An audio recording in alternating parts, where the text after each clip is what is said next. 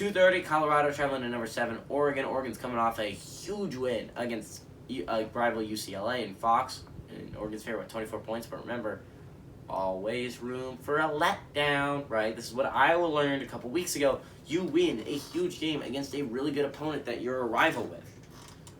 You come back the next week, and it's a team you don't really see as that much of a threat, Purdue, and you end up losing one that you likely shouldn't have lost, and one you kind of handed to the other team. But to be fair, they beat Cal by not a lot, but Cal straight up dominated Colorado, so just by the law of things of the Pac-12, Oregon should easily handle Colorado, but again, Oregon didn't easily handle Arizona. Oregon didn't easily handle Cal, and these were teams that were not very good heading into those games. Arizona's still not very good. Brandon Lewis for Colorado went 9-17, threw for 69 yards, 0 touchdowns and a pick. Jarek Broussard had 11 carries for 28 yards, 3 catches for 30. Oregon, Anthony Brown went 29-39, threw for 296 yards. But this was the kicker: 0 touchdowns, 2 picks. You're just looking at that. That was the killer. It just straight up was. You can't throw. You watch that game. Those 2 picks were at the most crucial times. Right? You threw a pick when you were up by, I think, 14 points or something like that. And you throw a pick to them, and it puts them at your 20-yard line. They score quickly. I'm trying to think. Maybe it was a 10-point game. I'm trying to think. I think it was a 10-point game. You can't throw an interception at that time. You have to make them drive the length of the field. You force it. They get it at your own 20. They score relatively quickly. It's a 3-point game.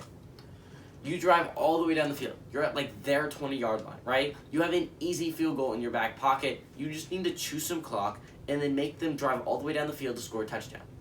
But instead, you're up by 6 points, so they have to score a touchdown, right? Instead you throw an interception trying to take a shot to the end zone, which you just don't need to do at that point in time. You just straight up don't need to do that. That's not a good decision on Anthony Brown's part. You don't need to force it there. Now, UCLA has the ball with 3 minutes left, and all they need is field goal. Luckily, UCLA, Oregon's defense steps up. They get an interception after the starting quarterback for UCLA goes down with an injury. And who knows, if that injury doesn't happen, maybe UCLA does beat Oregon. Maybe they do tie the ball of the game and send it to overtime. You just don't know what happened. And they were bailed out by their defense, but Anthony Brown did not play well enough to win that football game. And if you want to win against quality opponents, you might be playing Georgia in the playoffs. Do you think you can throw 2 picks like that against Georgia and expect to win a football game?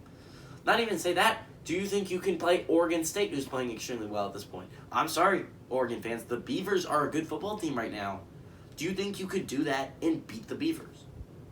You might be able to, but you also might not. I just don't know. I'm going on a rant because I despise people who make mistakes that late in football games when you just don't need to press it. You don't need to press that. And it's just something you can't do. It's I was watching that game and I'm like, okay, Oregon's going to win it. I said that in the next sentence, unless... that's just something you can't do. You can't afford to make that mistake at that point in the game. It's not something you can do. And it makes me so angry when people do it. Anthony Brown ended up leading the team with rushes, 6 carries for 85 yards. Now, Travis Dye ended up having 4 straight carries for touchdowns, which just even more amplifies the fact is why aren't they handing it to Travis Dye more? Devin Williams had 5 catches for 80 yards. Now, Colorado's only 9-13 against Oregon all time, but that's an extremely close spread. I didn't expect it to be that close. Last game did go to Oregon, and they have won 6 out of the last 7, which means that Colorado was dominating this series at one time. Insanity, I'd like to say. But I think this might be a little bit of a slip-up. I think Oregon ends up winning it, but I think Colorado gives them a game. Giving Colorado cover that 24-point spread.